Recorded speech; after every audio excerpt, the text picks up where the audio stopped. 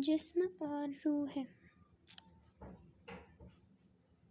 مجیب نے اچانک مجھ سے سوال کیا، کیا تم اس آدمی کو جانتے ہو؟ گفتگو کا موضوع یہ تھا کہ دنیا میں ایسے کئی اشخاص موجود ہیں جو ایک منٹ کے اندر اندر لاکھوں اور کروڑوں کو ضرب دے سکتے ہیں، ان کی تقسیم کر سکتے ہیں، آنے پائی کا حساب چشمِ جدن میں آپ کو بتا سکتے ہیں۔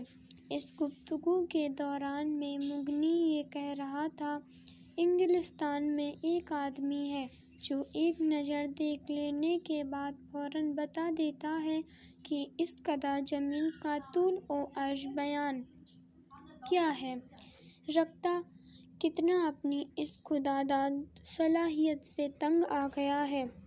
وہ جب بھی کہیں باہر کھلے کھیتوں میں نکلتا ہے تو ان کی ہریالی اور ان کا حسن اس کی نگاہوں سے اوجھل ہو جاتا ہے اور وہ اس قطعہ زمین کی پیمائش اپنی آنکھوں کے ذریعے سے شروع کر دیتا ہے۔ ایک منٹ کے اندر وہ اندازہ کر لیتا ہے کہ زمین کا یہ ٹکڑا کتنا رقبہ رکھتا ہے، اس کی لمبائی کتنی ہے، چوڑائی کتنی ہے۔ پھر اسے مجبوراً اپنے اندازے کا امتحان لینا پڑتا ہے، میٹر ٹیپ کے ذریعے سے اس قطعہ زمین کو ماپتا اور وہ اس کے اندازے کے عین مطابق نکلتا۔ اگر اس کا اندازہ غلط ہوتا تو اسے بہت تسکین ہوتی۔ بعض اوقات فتح اپنی شکست سے بھی ایسی لذت محسوس کرتا ہے جو اسے فتح سے نہیں ملتی۔ اصل میں شکست دوسری شاندار فتح کا پیش خیمہ ہوتی ہے۔ میں نے مغنی سے کہا، تم درست کہتے ہو، دنیا ہر قسم کے عجائبات موجود ہیں۔ میں کچھ اور کہنا چاہتا تھا کہ مجیب نے، جو اس گفتگو کے دوران کافی پی رہا تھا، اچانک مجھ سے سوال کیا، کیا تم اس آدمی کو جانتے ہو؟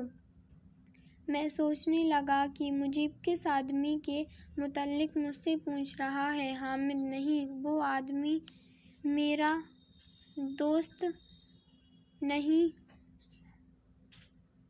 ہے۔ اب بس اس کے متعلق کچھ کہنے سننے کی ضرورت ہی محسوس نہیں ہو سکتی تھی۔ شبیر، اس میں کوئی غیر معمولی بات نہیں تھی۔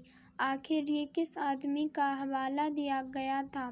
میں نے مجیب سے کہا، تم کس آدمی کا حوالہ دے رہے ہو؟ مجیب مسکرایا، تمہارا حافظہ بہت کمزور ہے۔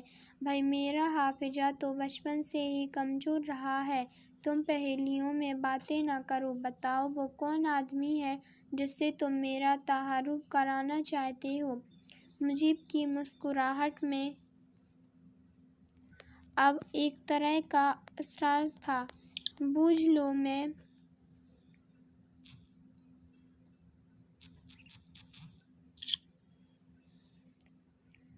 کیا بوجھوں گا، جبکہ وہ آدمی تمہارے پیٹ میں ہے۔ عارف اصغر اور مسعود بے اختیار ہنس پڑے۔ عارف نے مجھ سے مخاطب ہو کر کہا، وہ آدمی اگر مجیب کے پیٹ میں ہے تو آپ کو اس کی پیدائش کا انتظار کرنا پڑے گا۔ میں نے مجیب کی طرف ایک نظر دیکھا اور عارف سے مخاطب ہوا، میں اپنی ساری عمر اس مہندی کی ولادت کا انتظار نہیں کر سکتا ہوں۔ مسعود نے اپنے سگریٹ کو ایش ٹرے کے قبرستان میں دفن کرتے ہوئے کہا، دیکھیے صاحبان، ہمیں اپنے دوست مسٹر مجیب کی بات کا مذاق نہیں اڑانا چاہیے۔ یہ کہہ کر وہ مجیب سے مخاطب ہوا، مجیب صاحب، فرمائیے، آپ کو کیا کہنا ہے؟ ہم سب بڑے غور سے سنیں گے۔ مجیب تھوڑی دیر خاموش رہا، اس کے بعد اپنا بجھا ہوا چروٹ سلگا کر بولا، معذرت چاہتا ہوں کہ میں نے اس آدمی کے متعلق آپ سے پوچھا جسے آپ جانتے نہیں۔ میں نے کہا، مجیب، تم کیسی باتیں کرتے ہو؟ بہرحال تم اس آدمی کو جانتے ہو؟ مجیب نے بڑے وثوق کے ساتھ کہا، بہت اچھی طرح۔ جب ہم دونوں برما میں تھے تو دن رات اکٹھے رہتے تھے۔ عجیب و غریب آدمی تھا۔ مسعود نے پوچھا، کس لحاظ سے؟ مجیب نے جواب دیا، ہر لحاظ سے۔ اس جیسا آدمی آپ نے اپنی زندگی میں کبھی نہیں دیکھا ہوگا۔ میں نے کہا بھائی مجیب اب بتا بھی دو وہ کون حضرت تھے؟ بس حضرت ہی تھے۔ عارف مسکرایا۔ چلو قصہ ختم ہوا۔ وہ حضرت تھے اور بس۔ مسعود یہ جاننے کے لیے بےتاب تھا کہ وہ حضرت کون تھے۔ بھائی مجیب تمہاری ہر بات نرالی ہوتی ہے، تم بتاتے کیوں نہیں ہو کہ وہ کون آدمی تھا جس کا ذکر تم نے اچانک چھیڑ دیا؟ مجیب طبعاً خاموشی پسند تھا۔ اس کے دوست احباب ہمیشہ اس کی طبیعت یہ نالان رہتے لیکن اس کی باتیں جچی تلی ہوتی تھیں۔ تھوڑی دیر خاموش رہنے کے بعد اس نے کہا معذرت خواہ ہوں کہ میں نے خواہ مخافت آپ کو اس مخمصے میں گرفتار کر دیا۔ بات دراصل یہ ہے کہ جب یہ گفتگو شروع ہوئی تھی تو میں کھو گیا۔ مجھے وہ زمانہ یاد آ گیا جس کو میں کبھی بھول سکتا نہیں۔ میں نے پوچھا وہ ایسا زمانہ کون سا تھا؟ مجیب نے ایک لمبی کہانی بیان کرنا شروع کر دی۔ اگر آپ سمجھتے ہو کہ اس زمانے سے میری زندگی کے کسی رومان کا تعلق ہے تو میں آپ سے کہوں گا کہ آپ کم فہم ہیں۔ میں نے مجیب سے کہا ہم تو آپ کے فیصلے کے منتظر ہیں۔ اگر آپ سمجھتے ہیں کہ کم فہم ہے تو ٹھیک ہے، لیکن وہ آدمی؟ مجیب مسکرایا۔ وہ آدمی تھا، لیکن اس میں خدا نے بہت سی قوتیں بخشی تھیں۔ مسعود نے پوچھا مثال کے طور پر؟ مثال کے طور پر یہ کہ وہ ایک نظر دیکھنے کے بعد بتا سکتا تھا کہ آپ نے کس رنگ کا سوٹ پہنا تھا، ٹائی کیسی تھی، آپ کی ناک ٹیڑھی تھی یا سیدھی، آپ کے کس گال پر کہاں اور کس جگہ تل تھا، آپ کے ناخن کیسے تھے، آپ کی داہنی آنکھ کے نیچے زخم کا نشان ہے، آپ کی بھویں موٹی ہوئی ہیں، موزے فلاسا خط کے پہنے ہوئے تھے، قمیض پوپلین کی تھی مگر گھر میں دھلی ہوئی۔ یہ سن کر میں نے واقعتاً محسوس کیا کہ جس شخص کا ذکر مجیب کر رہا ہے عجیب و غریب ہستی کا مالک ہے۔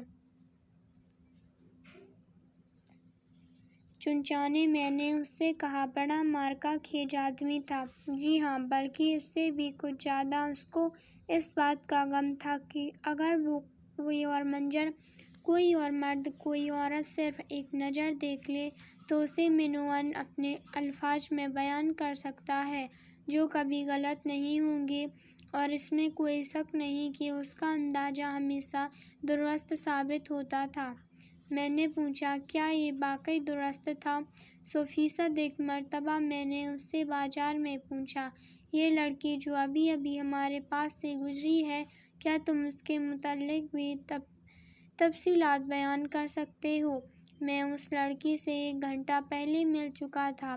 وہ ہمارے ہمسائے مسٹر لفزیاب کی بیٹی تھی اور میری بیوی سے سلائی کے مشاورے لینے آئی تھی۔ میں نے اسے غور سے دیکھا، اس لیے بغرض امتحان میں نے مجیب سے یہ سوال کیا تھا۔ مجیب مسکرایا۔ تم میرا امتحان لینا چاہتے ہو؟ نہیں نہیں، یہ بات نہیں ہے۔ میں نہیں، تم میرا امتحان لینا چاہتے ہو۔ خیر سنو، وہ لڑکی جو ابھی ابھی ہمارے پاس سے گزری ہے، جسے میں اچھی طرح نہیں دیکھ سکا مگر لباس کے متعلق کچھ کہنا فضول ہے، اس لیے کہ ہر وہ شخص جس کی آنکھیں سلامت ہوں اور ہوش و حواس درست ہوں کہہ سکتا ہے کہ وہ کس قسم کا تھا۔ ویسے ایک چیز جو مجھے اس میں خاص طور پر دکھائی دی وہ اس کے داہنے ہاتھ کی انگلیاں تھیں۔ اس میں کسی قدر خم ہے۔ بائیں ہاتھ کے انگوٹھے کا ناخن مضروب تھا۔ اس کے لپسٹک لگے ہونٹوں یہ معلوم ہوتا کہ وہ آرائش کے فن سے محض کوری ہے۔ مجھے بڑی حیرت ہوئی کہ اس نے ایک معمولی سی نظر میں یہ سب چیزیں کیسے بھانپ لیں۔ میں ابھی اسی حیرت میں غرق تھا کہ مجیب نے اپنا سلسلہ کلام جاری رکھتے ہوئے کہا اس میں جو خاص چیز مجھے نظر آئی وہ اس کے داہنے گال کا داغ تھا، غالباً کسی پھوڑے کا ہے۔ مجیب کا کہنا درست تھا۔ میں نے اس سے پوچھا یہ سب باتیں جو تم اتنے وثوق سے کہہ سکتے ہو تمہیں کیوں کر معلوم ہو جاتی ہیں؟ مجیب مسکرایا۔ میں اس کے متعلق کچھ کہہ نہیں سکتا، اس لیے کہ میں سمجھتا ہوں ہر آدمی کو صاحب نظر ہونا چاہیے۔ صاحب نظر سے میری مراد ہر اس شخص سے ہے جو ایک ہی نظر میں دوسرے آدمی کے تمام خط و خال دیکھ لے۔ میں نے اس سے پوچھا، خط و خال دیکھنے سے کیا ہوتا ہے؟ بہت کچھ ہوتا ہے۔ خط و خال ہی تو انسان کا صحیح کردار بیان کرتے ہوں گی۔ میں تمہارے اس نظریے سے متفق نہیں ہوں، نہ ہو، مگر میرا نظریہ اپنی جگہ قائم رہے مجھے اس پر کیا اعتراض ہو سکتا ہے؟ بہرحال میں یہ کہے بغیر نہیں رہ سکتا کہ انسان غلطی کا پتلا ہے۔ ہو سکتا ہے تم غلطی پر ہو۔ یار، غلطیاں درستیوں سے زیادہ دلچسپ ہوتی ہیں۔ یہ تمہارا عجیب فلسفہ ہے۔ فلسفہ گائے کا گوبر ہے، اور گوبر مجھے مسکرایا، وہ اپلا کہہ لیجیے جو ایندھن کے کام آتا ہے۔ ہمیں معلوم ہوا کہ مجیب ایک لڑکی میں گرفتار ہو گیا ہے۔ پہلی ہی نگاہ میں اس نے اس کے جسم کے ہر خط و خال کا صحیح جائزہ لے لیا تھا۔ وہ لڑکی بہت متاثر ہوئی جب اسے معلوم ہوا کہ دنیا میں ایسے آدمی بھی موجود ہیں جو صرف ایک نظر میں سب چیزیں دیکھ جاتے ہیں۔ تو وہ مجیب سے شادی کرنے کے لیے رضامند ہو گئی۔ ان کی شادی ہو گئی۔ دلہن نے کیسے کپڑے پہنے تھے؟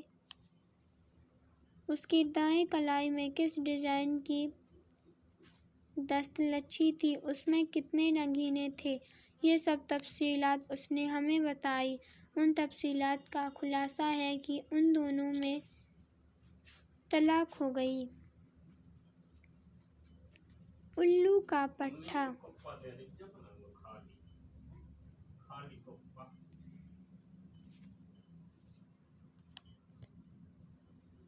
قاسم ایک دن صبح سو کر اٹھتا ہے تو اس کے اندر یہ سری خواہش جاگتی ہے کہ وہ کسی کو الو کا پٹھا کہے۔ بہت سے ڈھنگ اور افسر سوچنے کے بعد بھی وہ کسی کو الو کا پٹھا نہیں کہہ پایا، اور پھر دفتر کے لیے نکل پڑتا ہے۔ راستے میں ایک لڑکی کی ساڑی سائیکل کے پہیے میں پھنس جاتی ہے، جسے وہ نکالنے کی کوشش کرتا ہے، لیکن لڑکی کو ناگوار گزرتا ہے اور وہ اسے الو کا پٹھا کہہ کر چلی جاتی ہے۔ یہ ہے اسٹوری لائن۔ قاسم صبح 7 بجے لحاف سے باہر نکلا اور غسل خانے کی طرف چلا۔ راستے میں یہ اس کو ٹھیک طور پر معلوم نہیں، سونے والے کمرے میں، صحن میں یا غسل خانے کے اندر، اس کے دل میں یہ خواہش پیدا ہوئی کہ وہ کسی کو الو کا پٹھا کہے، بس صرف ایک بار غصے میں یا طنزیہ انداز میں کسی کو الو کا پٹھا کہہ دے۔ قاسم کے دل میں اس سے پہلے کئی بار بڑی انوکھی خواہشیں پیدا ہو چکی تھیں، مگر یہ خواہش سب سے نرالی تھی۔ وہ بہت خوش تھا۔ رات اس کو بڑی پیاری نیند آئی تھی۔ وہ خود کو بہت تر و تازہ محسوس کر رہا تھا، لیکن پھر یہ خواہش کیسے اس کے دل میں داخل ہو گئی؟ دانت صاف کرتے وقت اس نے ضرورت سے زیادہ وقت صرف کیا، جس کے باعث اس کے مسوڑھے چھل گئے۔ دراصل وہ سوچتا رہا کہ یہ عجیب و غریب خواہش کیوں پیدا ہوئی، مگر وہ کسی نتیجے پر نہ پہنچ سکا۔ بیوی سے وہ بہت خوش تھا، ان میں کبھی لڑائی نہ ہوئی تھی۔ نوکروں پہ بھی وہ ناراض نہیں تھا، اس لیے کہ غلام محمد اور نبی بخش دونوں خاموشی سے کام کرنے والے مستعد نوکر تھے۔ موسم بھی نہایت خوشگوار تھا۔ فروری کے سہانے دن تھے جن میں کنوار پنے کی تازگی تھی۔ ہوا خنک اور ہلکی، دن چھوٹے نہ راتیں لمبی۔ نیچر کا توازن بالکل ٹھیک تھا، اور قاسم کی صحت بھی خوب تھی۔ سمجھ میں نہیں آتا تھا کہ کسی کو بغیر وجہ کے الو کا پٹھا کہنے کی خواہش اس کے دل میں کیوں کر پیدا ہو گئی۔ قاسم نے اپنی زندگی کے 28 برسوں میں متعدد لوگوں کو الو کا پٹھا کہا ہوگا، اور بہت ممکن ہے کہ اس سے بھی کڑے لفظ اس نے بعض موقعوں پر استعمال کیے ہوں اور گندی گالیاں بھی دی ہوں، مگر اسے اچھی طرح یاد تھا کہ ایسے موقعوں پر خواہش بہت پہلے اس کے دل میں پیدا نہیں ہوئی تھی، مگر اب اچانک طور پر اس نے محسوس کیا تھا کہ وہ کسی کو الو کا پٹھا کہنا چاہتا ہے، اور یہ خواہش لمحہ بہ لمحہ شدت اختیار کرتی چلی گئی، جیسے اس نے اگر کسی کو الو کا پٹھا نہ کہا ہو تو بڑا حرج ہو گیا۔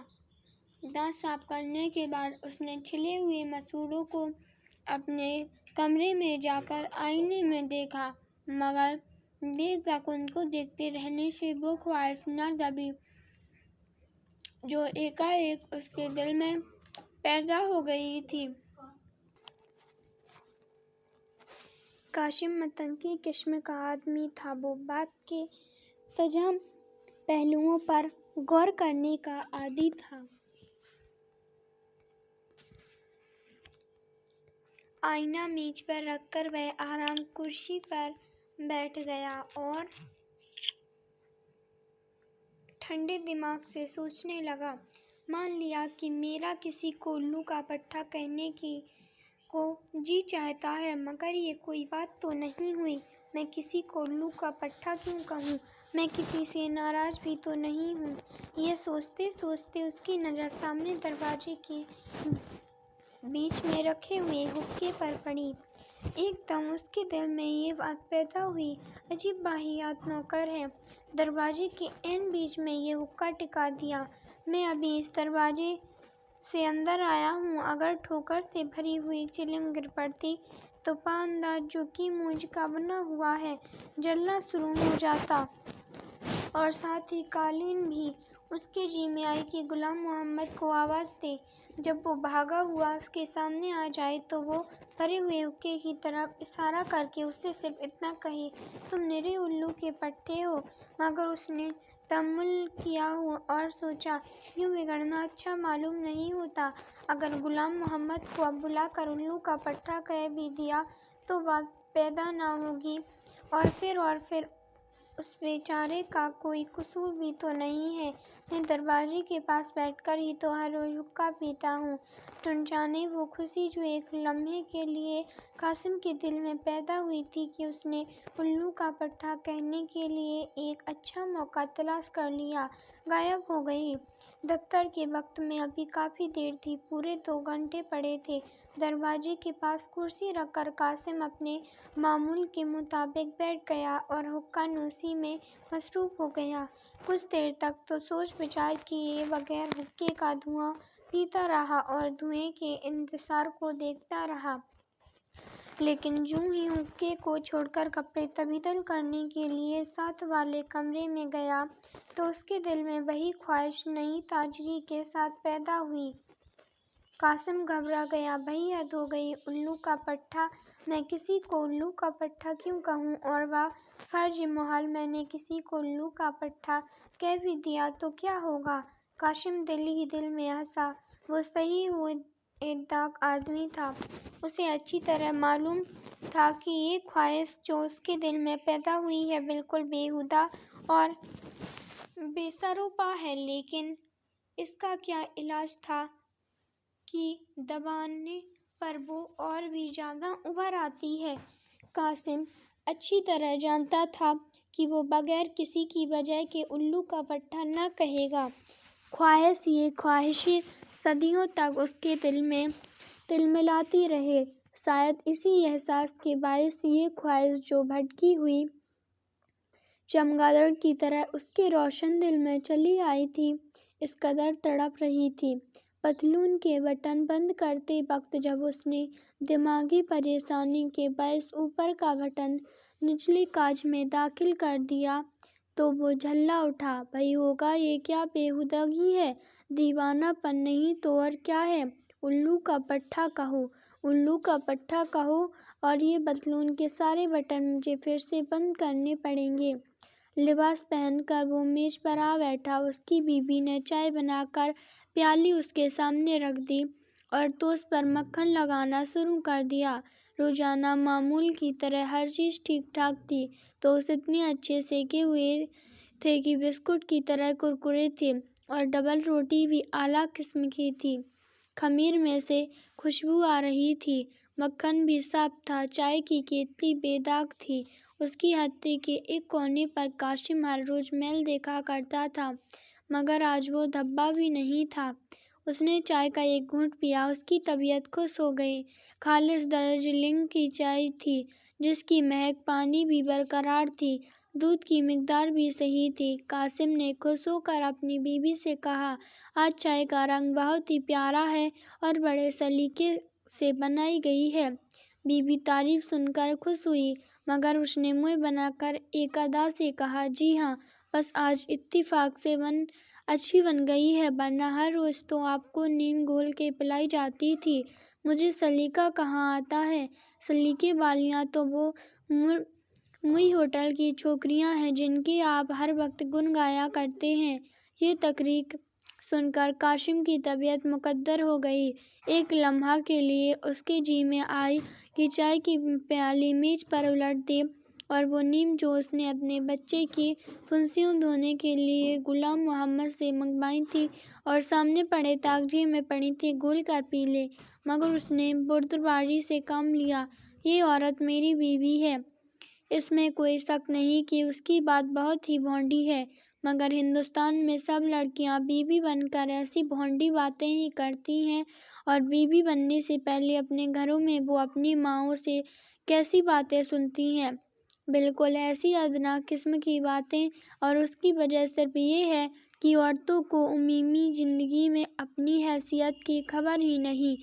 میری بیوی تو پھر بھی غنیمت ہے، یعنی صرف ایک ادا کے طور پر ایسی بھونڈی بات کہہ دیتی ہے، اس کی نیت نیک ہوتی ہے۔ بعض عورتوں کا تو یہ شعار ہوتا ہے کہ ہر وقت بکواس کرتی رہتی ہیں۔ یہ سوچ کر قاسم نے اپنی نگاہیں اس تاغچے پر سے ہٹا لیں جس میں نیم کے پتے دھوپ میں سوکھ رہے تھے، اور بات کا رخ بدل کر اس نے مسکراتے ہوئے کہا، دیکھو، آج نیم کے پانی سے بچے کی ٹانگیں ضرور دھو دینا، نیم زخموں کے لیے بڑی اچھی ہوتی ہیں، اور دیکھو، تم موسمبیوں کا رس ضرور پیا کرو، میں دفتر سے لوٹتے ہوئے ایک درجن اور لے آؤں گا، یہ رس تمہاری صحت کے لیے بہت ضروری ہے۔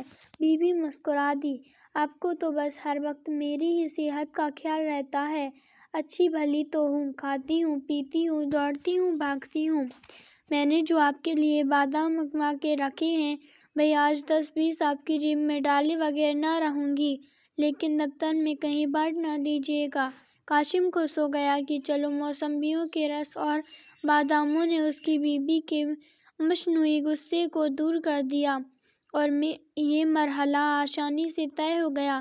دراصل قاسم ایسے مرحلوں کو آسانی کے ساتھ ان طریقوں ہی سے طے کیا کرتا تھا جو اس نے پڑوس کے پرانے شوہروں سے سیکھے تھے، اور اپنے گھر کے ماحول کے مطابق ان میں تھوڑا بہت رد و بدل کر لیا تھا۔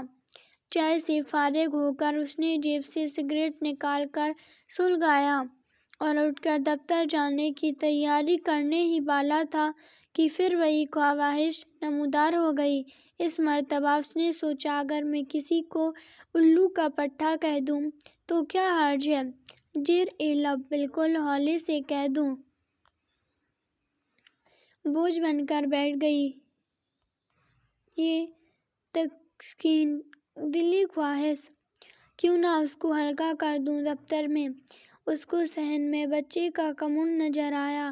یوں صحن میں کمر رکھنا سخت بدتمیزی تھی، اور خصوصاً اس وقت جبکہ وہ ناشتہ کر چکا تھا اور خوشبودار کرکرے ٹوسٹ اور تلے ہوئے انڈوں کا ذائقہ ابھی تک اس کے منہ میں تھا۔ اس نے زور سے آواز دی، غلام محمد!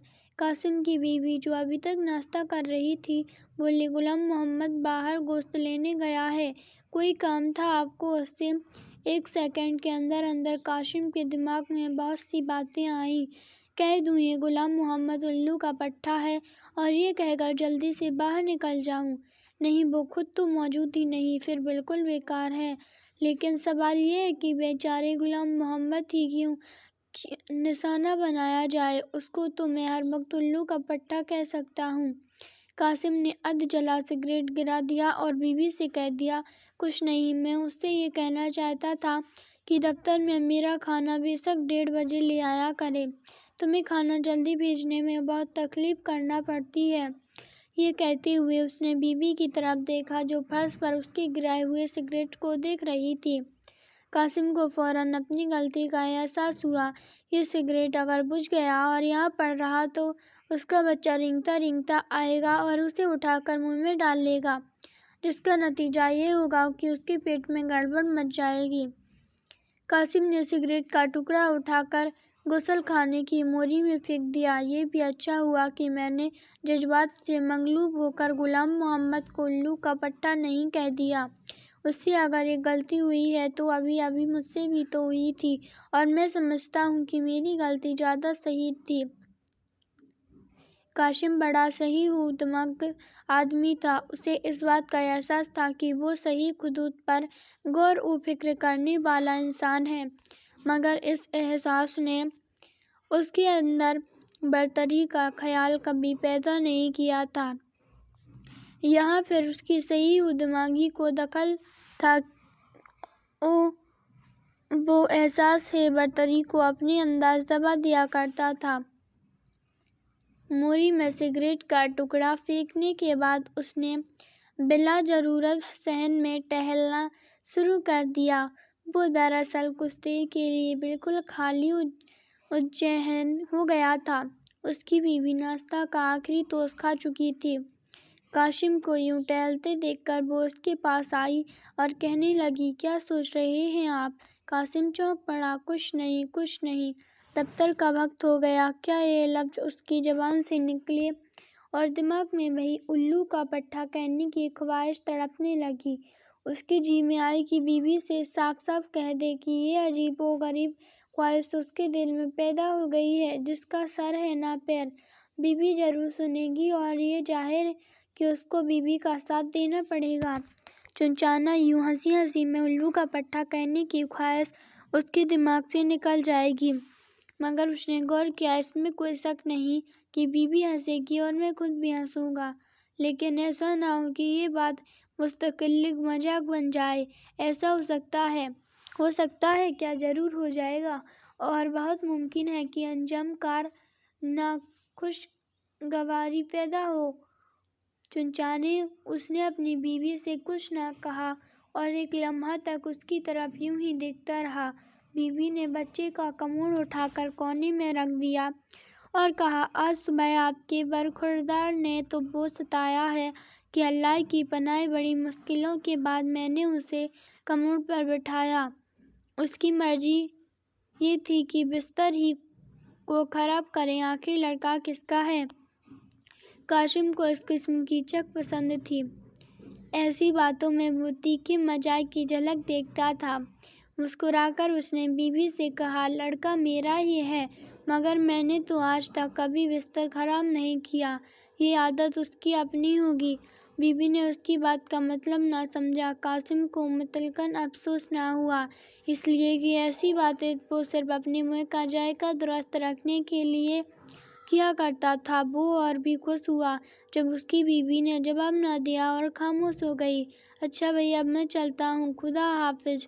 یہ لفظ جو ہر روز اس کے منہ سے نکلتے تھے آج بھی اپنی پرانی آسانی کے ساتھ نکلے، اور قاسم دروازہ کھول کر باہر چل دیا۔ کشمیری گیٹ سے نکل کر جب وہ نکلسن پارک کے پاس سے گزر رہا تھا تو اسے ایک داڑھی والا آدمی نظر آیا۔ ایک ہاتھ میں کھلی ہوئی سلوار تھامے وہ دوسرے ہاتھ سے التجا کر رہا تھا۔ اس کو دیکھ کر قاسم کے دل میں پھر الو کا پٹھا کہنے کی خواہش پیدا ہوئی۔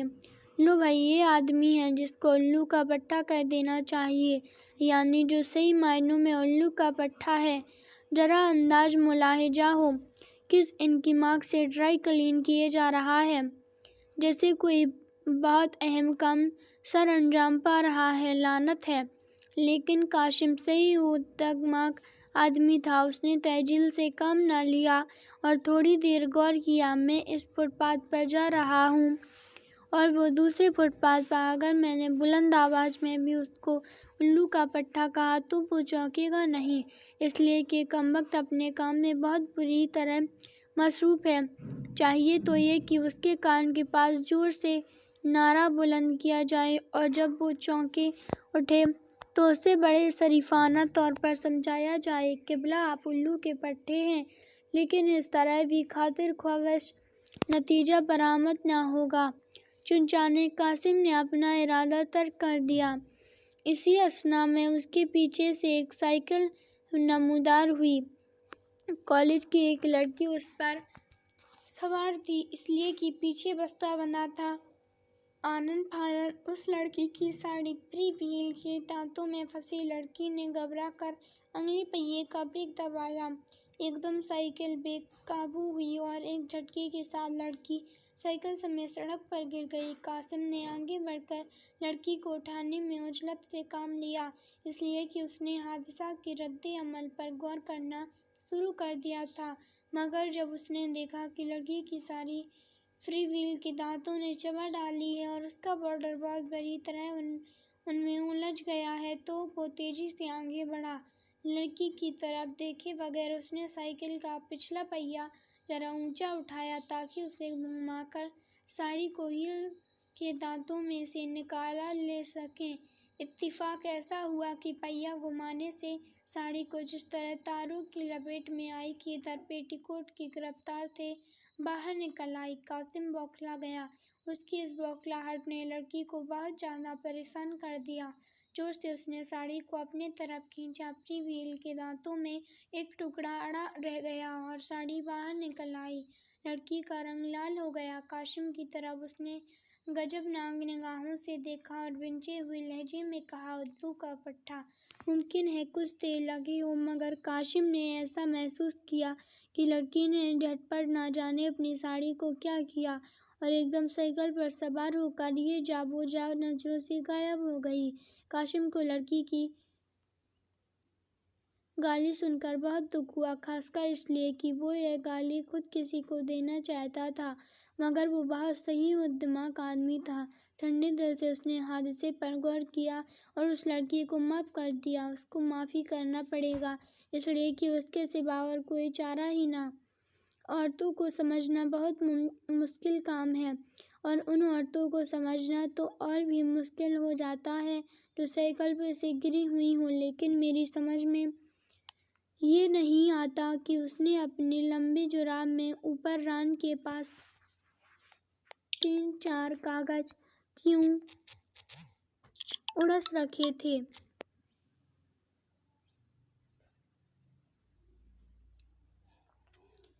عشق حقیقی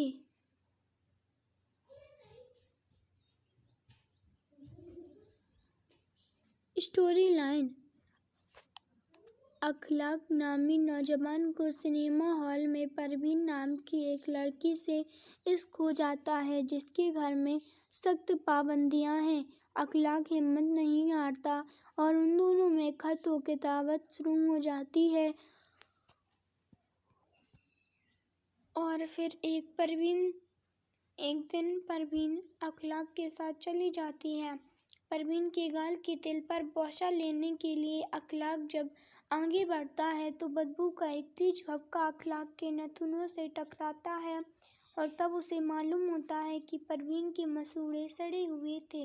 اخلاق اسے چھوڑ کر اپنے دوست کے یہاں لالہ پور چلا جاتا ہے۔ دوست کی غیرت دلانے پر واپس آتا تو پروین کو موجود نہیں پاتا۔ عشق و محبت کے بارے میں اخلاق کا نظریہ وہی تھا جو اکثر عاشقوں اور محبت کرنے والوں کا ہوتا ہے۔ وہ رانجھے پیر کا چیلا تھا۔ عشق میں مر جانا اس کے نزدیک ایک عظیم الشان موت مرنا تھا۔ اخلاق 30 برس کا ہو گیا مگر باوجود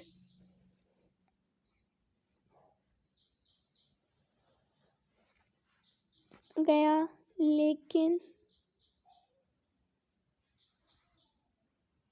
مگر کوششوں کو اس کو کسی سے عشق نہ ہوا۔ لیکن ایک دن انگڈ برگمین کی picture for home the Beatles matinee show دیکھنے کے دوران میں اس نے محسوس کیا کہ اس کا دل اس پرکب اس لڑکی سے وابستہ ہو گیا ہے جو اس کے ساتھ والی سیٹ پر بیٹھی تھی اور سارا وقت اپنی ٹانگ ہلاتی رہی تھی۔ پردے پر جب سایہ کم اور روشنی زیادہ ہوتی ہے تو اخلاق نے اس لڑکی کو ایک نظر دیکھا۔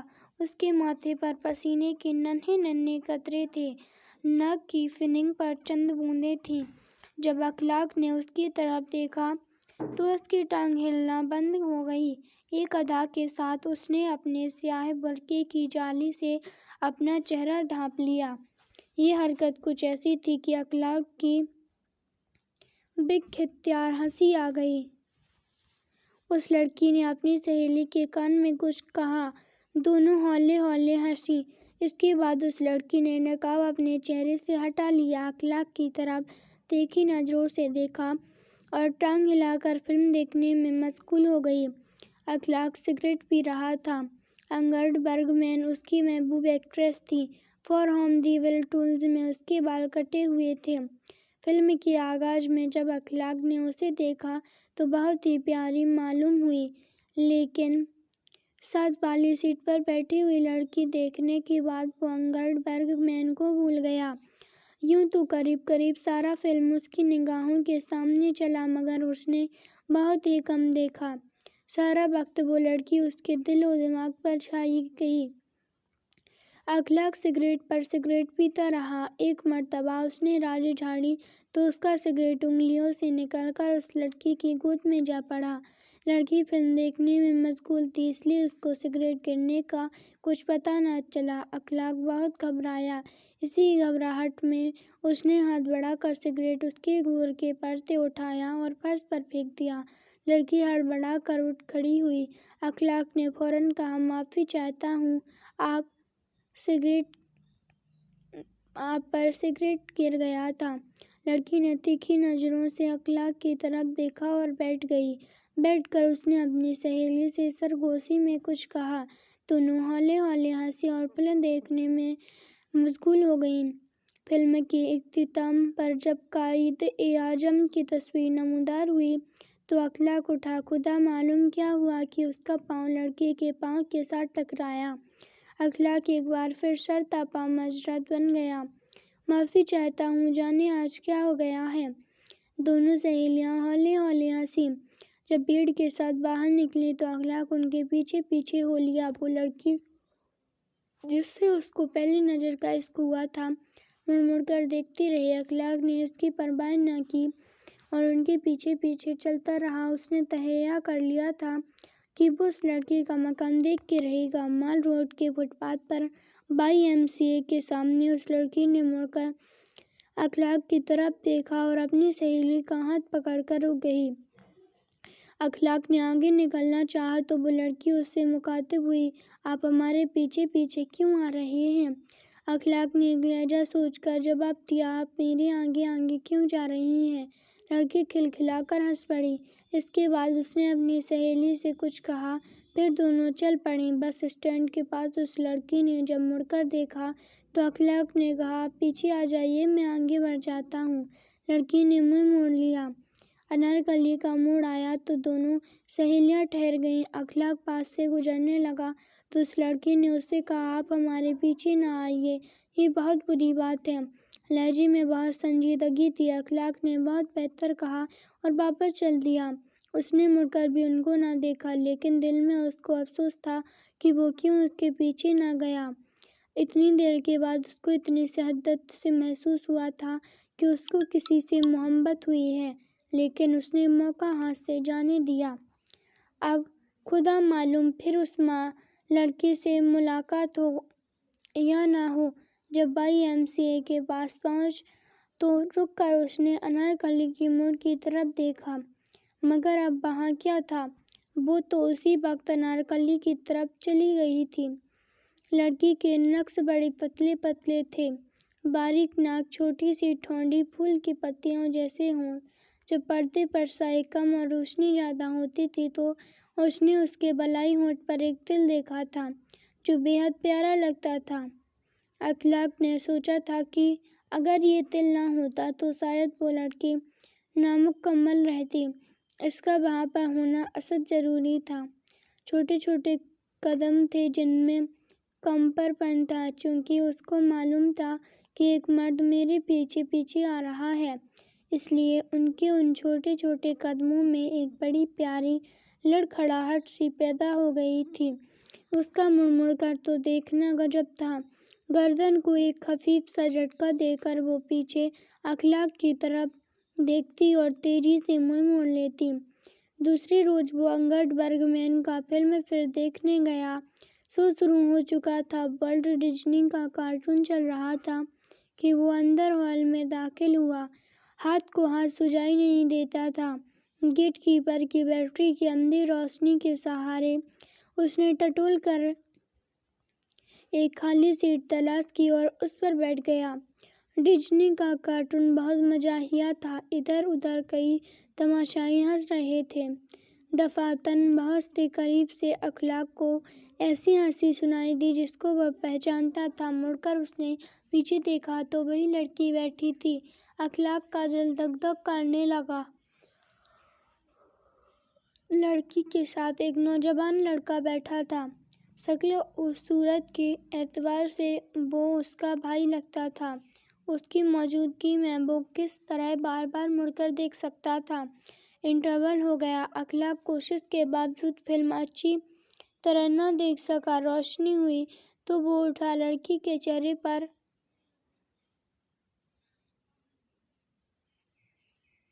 نقاب تھا مگر اس مہین پردے کے پیچھے اس کی آنکھیں اخلاق کو نظر آئیں جن میں مسکراہٹ کی چمک تھی۔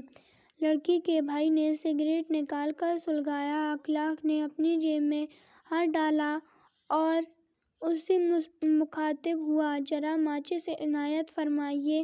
لڑکی کے بھائی نے اس کو ماچس دے دی۔ اخلاق نے اپنی سگریٹ سلگایا اور ماچس اس کو واپس دے دی۔ شکریہ۔ لڑکی کی ٹانگ ہل رہی تھی۔ اخلاق اپنی سیٹ پر بیٹھ گیا۔ فلم کا بقیہ حصہ شروع ہوا۔ ایک دو مرتبہ اس نے مڑ کر لڑکی کی طرف دیکھا، اس سے زیادہ وہ کچھ نہ کر سکا۔ فلم ختم ہوا۔ لوگ باہر نکلنا شروع ہوئے۔ لڑکی اور اس کا بھائی ساتھ تھے۔ اخلاق ان سے ہٹ کر پیچھے پیچھے چلنے لگا۔ اسٹینڈ کے پاس بھائی نے اپنی بہن سے کچھ کہا۔ ایک ٹانگے والے کو بلایا۔ لڑکی اس میں بیٹھ کر چلی گئی۔ لڑکا اسٹینڈ پہ چلا گیا۔ لڑکی نے نقاب میں سے اخلاق کی طرف دیکھا۔ اس کا دل دھک دھک کرنے لگا۔ ٹانگا چل پڑا۔ اسٹینڈ کے باہر اس کے 3-4 دوست کھڑے تھے۔ ان میں سے ایک کی سائیکل اس نے جلدی جلدی پکڑی اور ٹانگے کے تعاقب میں روانہ ہو گیا۔ یہ تعاقب بڑا دلچسپ رہا۔ جون کی ہوا چل رہی تھی۔ لڑکی کے چہرے پر سے نقاب اڑ جاتی شاہ جارجٹ کا پردہ فڑفڑا کر اس کے سفید چہرے کی جھلکیاں دکھاتا تھا۔ کانوں میں سونے کے بڑے بڑے جھومر تھے۔ پتلے پتلے ہونٹوں پر سیاہی مائل سرخی تھی اور بالائی ہونٹ پر تل، وہ اشد ضروری تل۔ بڑے زور کا جھونکا آیا تو اخلاق کے سر پر سے ہیٹ اتر گیا اور سڑک پر دوڑنے لگا۔ ایک ٹرک گزر رہا تھا۔ اس کے بجنے پہیے کے نیچے آیا اور وہیں چت گیا۔ لڑکی ہنسی۔ اخلاق مسکرا دیا۔ گردن موڑ کر ہیٹ کی لاش دیکھی جو بہت پیچھے رہ گئی تھی اور لڑکی سے مخاطب ہو کر کہا، اس کو شہادت کا رتبہ مل گیا۔ لڑکی نے منہ دوسری طرف موڑ لیا۔ اخلاق تھوڑی دیر کے بعد پھر اس سے مخاطب ہوا، اس کا اعتراض ہے تو واپس چلے جاتا ہوں۔ لڑکی نے اس کی طرف دیکھا مگر کوئی جواب نہ دیا۔ انالکری کی ایک گلی میں ٹانگا رکا اور وہ لڑکی اتر کر اخلاق کی طرف بار بار دیکھی۔ نقاب اٹھا کر ایک مکان میں داخل ہو گئی۔ اخلاق ایک پاؤں سائیکل کا پیڈل پر اور دوسرا پاؤں دکان کے دھڑے پر رکھے تھوڑی دیر کھڑا رہا۔ سائیکل چلانے ہی والا تھا کہ اس مکان کی پہلی منزل پر ایک کھڑکی کھلی، لڑکی نے جھانک کر اخلاق کو دیکھا مگر فوراً ہی شرما کر پیچھے ہٹ گئی۔ اخلاق تقریباً آدھا گھنٹہ وہاں کھڑا رہا مگر وہ کھڑکی میں نمودار نہ ہوئی۔ دوسرے روز اخلاق صبح سویرے انارکلی کی اس گلی میں پہنچا۔ 15-20 منٹ تک ادھر ادھر گھومتا رہا۔ کھڑکی بند تھی۔ مایوس ہو کر لوٹنے والا تھا کہ ایک پھل سیب بیچنے والا صدا لگاتا آیا۔ کھڑکی کھلی، لڑکی سر سے ننگی نمودار ہوئی۔ اس نے پھل سیب والے کو آواز دی، "بھائی پھل سیب والا، ذرا ٹھہرنا۔" پھر اس کی نگاہیں ایک دم اخلاق پر پڑی۔ چونک کر وہ پیچھے ہٹ گئی۔ پھل سیب والے نے سر پر سے چھبڑی اتاری اور بیٹھ گیا۔ تھوڑی دیر کے بعد وہ لڑکی سر پر دوپٹہ لیے نیچے آئی۔ اخلاق کو اس نے کنکھیوں سے دیکھا، شرمائی اور پھل سیب لیے بغیر واپس چلی گئی۔ اخلاق کو یہ ادا بہت پسند آئی۔ تھوڑا سا ترس بھی آیا۔ پھل سیب والے نے جب اس کو گور کے دیکھا تو وہاں سے چلا دیا۔ "چلو آج اتنا ہی کافی ہے۔" چند دن ہی میں اخلاق اور اس لڑکی میں اشارے شروع ہو گئے۔ ہر روز صبح 9 بجے وہ انارکلی کی اس گلی میں پہنچتا۔ کھڑکی کھلتی، وہ سلام کرتا، وہ جواب دیتی، مسکراتی، ہاتھ کے اشارے سے کچھ باتیں ہوتی، اس کے بعد وہ چلی جاتی۔ ایک روز انگلیاں گھما کر اس نے اخلاق کو بتایا کہ وہ شام کے 6 بجے شو سنیما دیکھنے جا رہی ہے۔ اخلاق نے اشارے کے ذریعے سے پوچھا، "کون سے سنیما ہاؤس میں؟" اس نے جواب میں اشارے کیے مگر اخلاق نہ سمجھا۔ آخر میں اس نے اشارے میں کہا، "کاغذ پر لکھ کر نیچے پھینک دیا۔"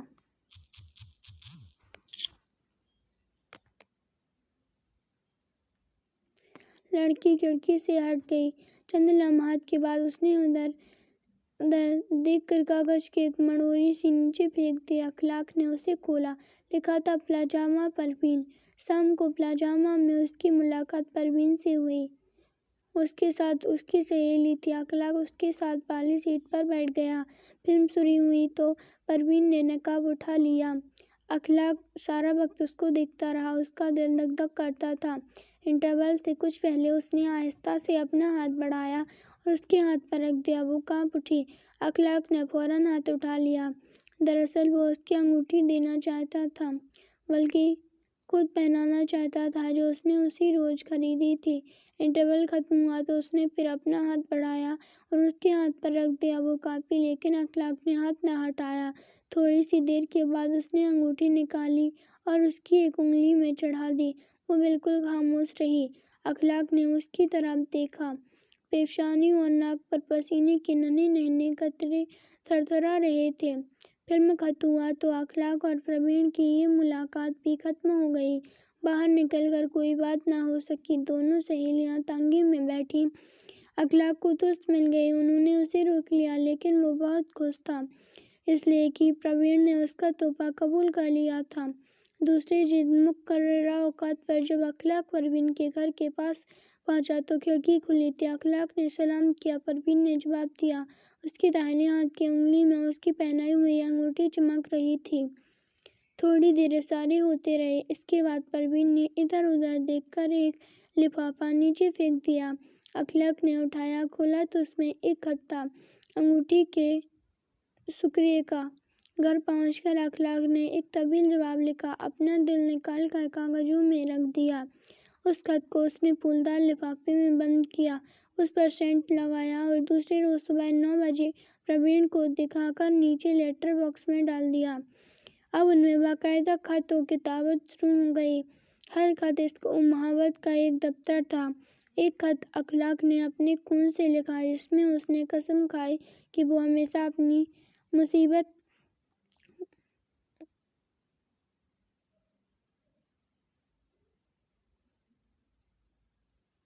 محبت میں ثابت قدم رکھے گا۔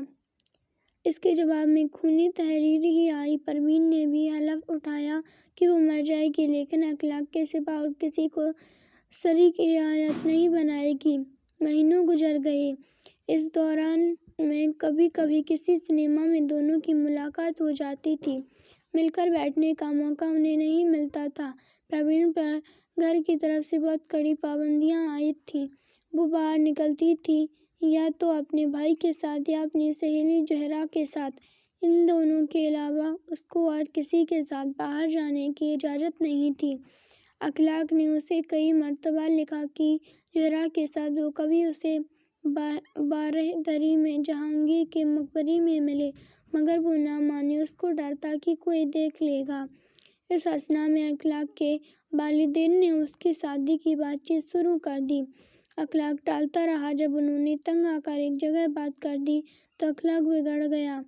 بہت ہنگامہ ہوا، یہاں تک کہ اخلاق کو گھر سے نکل کر ایک رات اسلامیہ کالج کے گراؤنڈ میں سونا پڑا۔ ادھر پروین روتی رہی، کھانے کو ہاتھ تک نہ لگایا۔ اخلاق دن کا بہت پکا تھا، ضدی بھی، پہلے درجے کا تھا۔ گھر سے باہر قدم نکالا تو پھر ادھر رخ تک نہ کیا۔ اس کے والد نے اس کو بہت سمجھایا مگر وہ نہ مانا۔ ایک دفتر میں 100 روپے ماہور پر نوکری کر لی اور ایک چھوٹا سا مکان کرائے پر لے کر رہنے لگا جس میں نل تھا نہ بجلی۔ ادھر پروین اخلاق کی تکلیفوں کے دکھ میں گل رہی تھی۔ گھر میں جب اچانک اس کی شادی کی بات چیت شروع ہوئی تو اس پر بجلی سی گری۔ اس نے اخلاق کو لکھا، وہ بہت پریشان ہوا، لیکن پروین کو اس کی تسلی دی کہ وہ گھبرائے نہیں، ثابت قدم رہے، اس کو ان کا امتحان لے رہا ہے۔ 12 دن گزر گئے۔ اخلاق کئی بار گیا مگر پروین کھڑکی میں نظر نہ آئی۔ وہ صبر اور قرار کھو بیٹھا، نیند اس کی غائب ہو گئی۔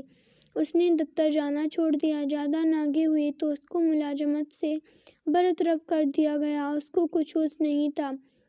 برطرفی کا نوٹس ملا تو وہ سیدھا پروین کے مکان کی طرف چل پڑا۔ 15 دنوں کے طویل عرصے کے بعد اسے پروین نظر آئی۔ وہ بھی ایک لہجے کے لیے۔ جلدی سے لفافہ پھینک کر وہ چلی گئی۔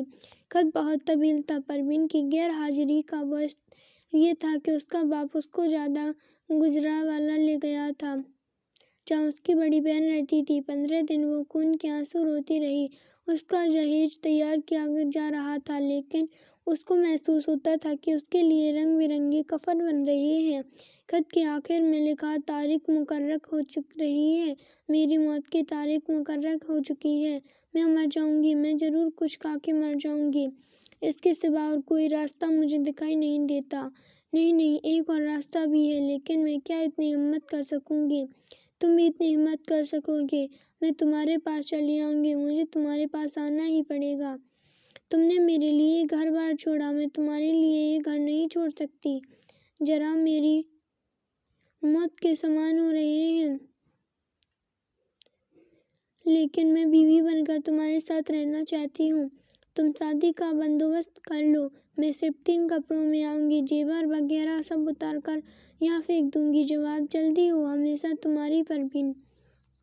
اخلاق نے کچھ نہ سوچا، فوراً اس کو لکھا، میری باہیں تمہیں اپنے آغوش میں لینے کے لیے تڑپ رہی ہیں، میں تمہاری عزت و عصمت پر کوئی حرف نہیں آنے دوں گا، تم میری رفیقہ حیات بن کے رہو گی، زندگی بھر میں تمہیں خوش رکھوں گا۔ 1-2 خط اور لکھ گئے۔ اس کے بعد طے کیا کہ پروین بدھ کو صبح سویرے گھر سے نکلے گی۔ اخلاق ٹانگا لے کر گلی کے نکڑ پر اس کا انتظار کرے گا۔ بدھ کو اندھیرے اخلاق ٹانگے میں وہاں پہنچ کر پروین کا انتظار کرنے لگا۔ 15-20 منٹ گزر گئے۔ اخلاق کا اضطراب بڑھ گیا لیکن وہ آ گئی۔ چھوٹے چھوٹے قدم اٹھاتی وہ گلی میں نمودار ہوئی۔ چال میں لڑکھڑاہٹ تھی۔ جب وہ ٹانگے میں اخلاق کے ساتھ بیٹھی تو سرتا پا کانپ رہی تھی۔ اخلاق خود بھی کانپنے لگا۔ گھر پہنچے تو اخلاق نے بڑے پیار سے اس کے برقعے کی نقاب اٹھائی اور کہا، میری دلہن کب تک مجھ سے پردہ کرے گی؟ پروین نے شرما کر آنکھیں جھکا لیں۔ اس کا رنگ زرد تھا، جسم ابھی تک کانپ رہا تھا۔ اخلاق نے بالائی ہونٹ کے تل کی طرف دیکھا تو اس کے ہونٹوں میں ایک بوسہ تڑپنے لگا۔ اس کے چہرے کو اس نے ہاتھوں میں تھام کر اس نے تل والی جگہ کو چوما۔ پروین نے نہ کہ اس کے ہونٹ کھلے، دانتوں میں گوشت کھورا تھا۔ مسوڑھے گہرے نیلے رنگ کے تھے۔ گلے ہوئے سڑاند کا ایک بھنوڑا اخلاق کی ناک میں گھس گیا۔ ایک دھکا سا اس کو لگا۔ ایک اور بھنوڑا پروین کے منہ سے نکلا تو وہ ایک دم پیچھے ہٹ گیا۔ پروین نے حیا آلود آواز میں کہا، شادی سے پہلے آپ کو ایسی باتوں کا حق نہیں پہنچتا۔ یہ کہتے ہوئے اس کے گلے ہوئے مسوڑھے نمایاں ہوا۔ اخلاق کے ہوش و حواس غائب تھے۔ دماغ سن ہو گیا۔ دیر تک وہ دونوں پاس بیٹھے رہے۔ اخلاق کوئی بات نہیں سوچتی تھی۔ پروین کی آنکھیں جھکی ہوئی تھیں۔ جب اس نے انگلی کا ناخن کاٹنے کے لیے ہونٹ کھولے تو پھر ان گلے ہوئے مسوڑوں کی نمائش ہوئی۔ بو کا ایک بھپکا نکلا، اخلاق کو متلی آنے لگی۔ اٹھا اور ابھی آیا کہہ کر باہر نکل گیا۔ ایک دھڑی پر بیٹھ کر اس نے بہت دیر سوچا۔ جب کچھ سمجھ میں نہ آیا تو لائل پور روانہ ہو گیا، جہاں اس کا ایک دوست رہتا تھا۔ اخلاق نے سارا واقعہ سنایا تو اس نے بہت لون تان کی اور اس نے کہا فوراً واپس جاؤ، کہیں بیچاری خودکشی نہ کر لے۔ اخلاق رات کو واپس لاہور آیا۔ گھر میں داخل تو پروین موجود نہیں تھی۔ پلنگ پر تکیہ پڑا تھا، اس پر 2 گول گول نشان تھے، گیلے۔ اس کے بعد اخلاق کو پروین کہیں نظر نہ آئی۔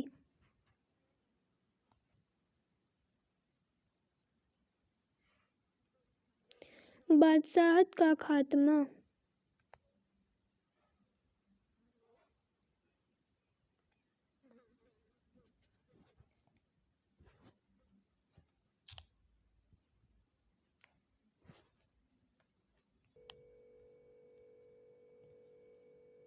موہن لال جی تھوڑے سخت مزاج کے ویکتی تھے۔ آئے دن ان کی پتنی نہاریکا جی سے ان کی کھٹ پٹ ہوتی رہتی تھی۔ ویسے نہاریکا جی کا سوبھاؤ سیدھا اور سرل ہی تھا، پر موہن لال جی ہی تھے جو ہر بات کا غصہ اکثر ان پر نکالتے تھے۔ نہاریکا جی نے بھی ان کی اس عادت کو سویکار لیا تھا۔ یہی وجہ تھی کہ دونوں نے ایک دوسرے کے ساتھ اپنی شادی کے 50 برس گزار لیے تھے۔ موہن لال جی ایک فیکٹری میں نوکری کرتے تھے اور شام تک گھر لوٹ کر آتے تھے، وہیں نہاریکا جی پورے گھر کا اچھے سے دھیان رکھتی۔